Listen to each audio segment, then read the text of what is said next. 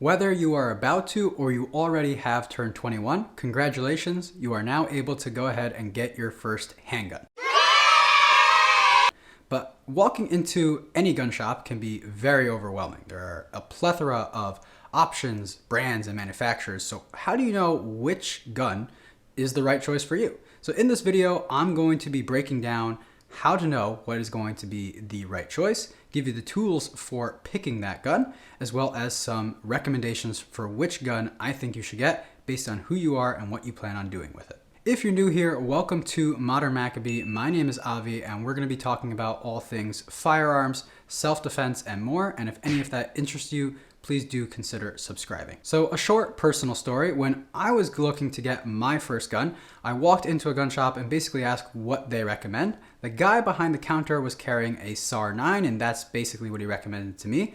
And I am very happy I did not go with that recommendation and ended up going with a couple of friends' recommendations of my SIG P320 M17. The reason for that is going to be holster compatibility. You want to make sure you get from a brand where you'll be able to get holsters from a variety of different companies, no matter what attachments you put on that gun. So all of the weapons I'm going to be recommending in this video are going to be from well-known brands and manufacturers, so you should be able to find holsters for these guns very easily, even after putting accessories and attachments on them. If this is going to be your first gun or your first handgun, I'm going to be recommending a full-size or compact 9mm handgun. Whoa, calm down, Jamal. Don't pull out the 9. There are a few reasons for this, starting with versatility. This gun is going to be able to be used for home defense, as well as concealed carrying, and if you plan on getting into it, competition shooting. So a large amount of use cases, no matter what you're using it for, especially moving on to easier to learn on. A full-size compact handgun is going to be perfect for learning manual of arms. It's also going to be a larger gun, which should be easier to handle recoil, especially being 9mm, which is not too spicy of a round that you should be able to handle that recoil. And considering a larger gun gives you the ability to control that recoil better. A common misconception is that the smaller the gun, the better I should be able to hold more of it, and then I'll be able to absorb that recoil. But really, the gun is no longer absorbing that recoil. It's going straight into your hands. So a larger gun should be easier to handle recoil on. 9mm itself is also widely available. You can basically find that at any range, and also for a good price of what you're getting. Again, it's going to be easy to manage that recoil with. And in terms of cost, it's the most manufactured round basically out there, and you should be able to find it at a decent cost, whether it's for defensive rounds or training or FMJ rounds.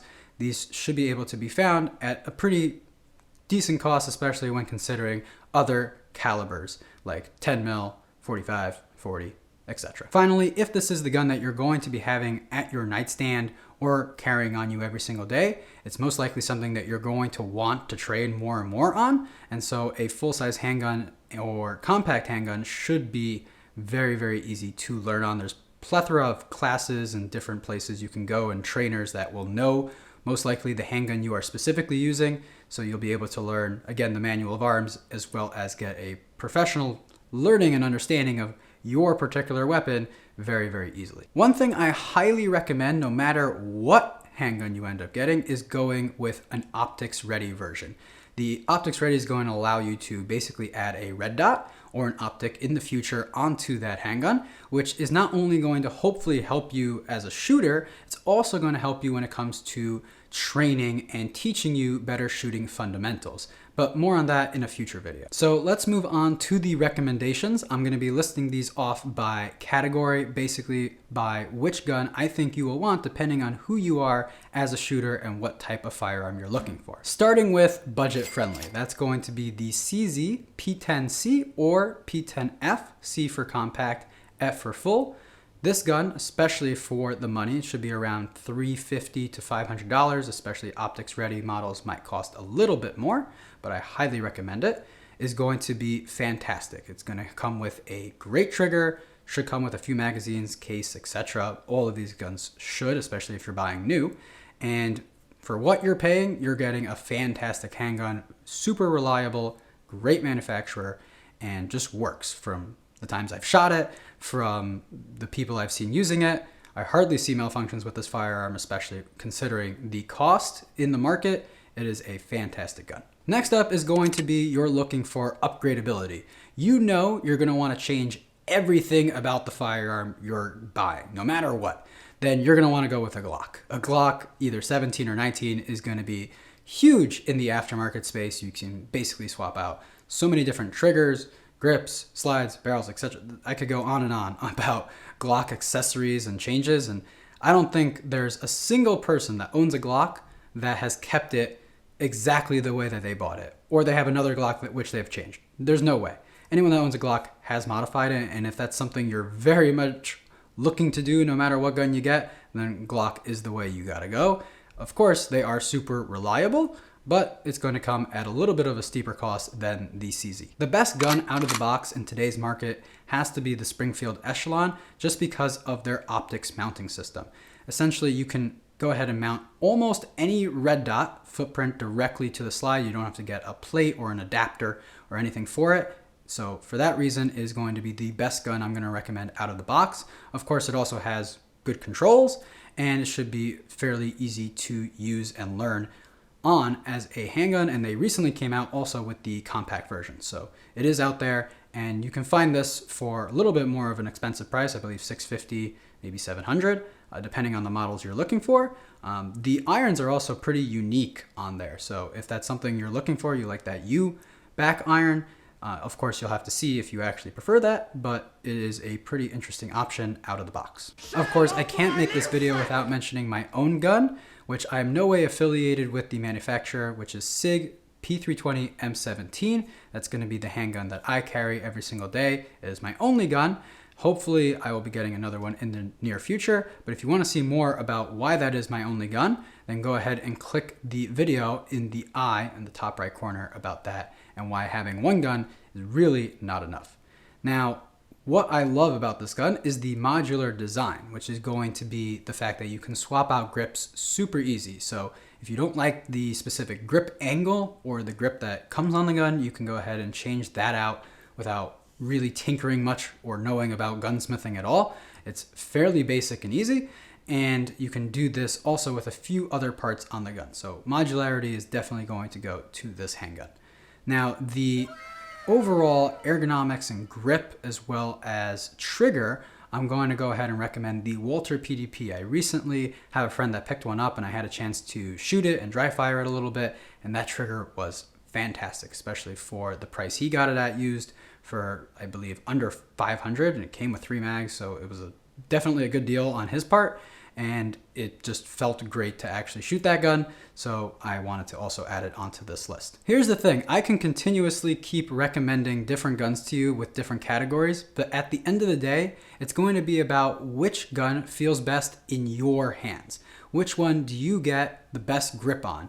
Which ones do you prefer to actually pull that trigger with? And just to give a little bit of relatability, I don't like the Springfield Echelon trigger myself. I'm not a fan of the safety being in the trigger and exactly how it feels on that particular gun. So it's very important, if you can, to hold, dry fire, and if you even can, shoot these guns to see which one is going to be best for you. If you've never gone to the range before and this is going to be your first handgun, let me tell you a little bit about the process and essentially how you can get to hold these guns in your hand to see which one is going to be best for you.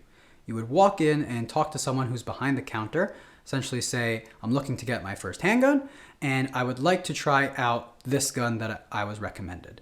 So assuming they have it in stock, the person behind the counter will make sure it is clear, and they will hopefully hand you the firearm to go ahead and dry fire and see how it's going to feel for you.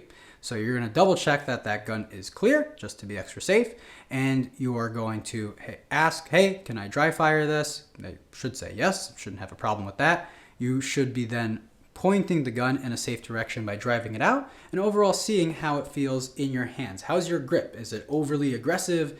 Is it nice and relaxed? Do you feel comfortable holding this gun? And could you hold it for a few minutes at a time without having aching in your wrists or elsewhere? The next part of dry firing, again, the gun should be in a safe direction, no ammunition, should be pulling the trigger and seeing how that feels. Can you keep your sights leveled and on target while pulling that trigger to make sure that this gun is something that you can shoot and shoot consistently? So besides for feeling that trigger, once you do pull it through, you are going to have to reset the trigger by pulling back on the slide, letting it go. Now the trigger is going to be reset and you can go ahead and feel it again. You can do this continuously as long as you have the gun shop's permission. And also you can feel the trigger reset by keeping the trigger held down while reciprocating the slide. And this way you can feel where is that reset, and that's essentially the point or the wall of where you can shoot again. So different guns will have different walls as well as different pounds of pressure to actually pull that trigger. So you're going to want to see, keeping your sights on target, which gun feels not just best in your grip, but also for actually pulling the trigger and articulating the trigger best for you. Again, if you're able to actually rent these guns and go onto the range and shoot them, that's going to be obviously the best data points that you can see. Hey, I don't like how snappy this feels with the actual recoil impulse and everything there. That is a factor that should play a part. Some ranges will have certain days where you could rent all of these guns or a number of handguns for a discounted rate, or maybe even for free with just paying for ammunition. So take this into consideration, and if you've never been to the range before, definitely call them up and ask if this is something they would be willing to help you do. So just to recap, I'm recommending for your first gun or first handgun, getting a full-size or compact 9mm handgun, which would be optics ready for future upgradability as well, from a name brand manufacturer that you've probably either heard of or I listed up above. If you found this video helpful at all, then please hit that subscribe button. We're growing a great community here of people that like to make informed decisions, especially when it comes to self-defense and firearms. And if you want to see a future video where I'm talking about how an optic or red dot will make you a better shooter and teach you fundamentals quicker and easier, then go ahead again and subscribe. For a closing question, I want to ask those that already own firearms, especially handguns, which one they would recommend and what was your first firearm. Would love to hear it, and I'm sure more people would also love to know that information. So without further ado, hope you guys had a fantastic time watching this and hope to see you in the next one. Don't forget to hit the like button just so more people can also see the video. And if you have any questions at all, please leave them down in the comments. Thanks.